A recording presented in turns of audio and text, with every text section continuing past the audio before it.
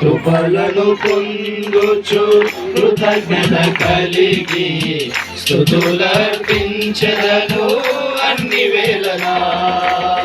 కృపలను పొందుచు కలిగి స్తుతులర్పించెదను అన్ని వేళలా.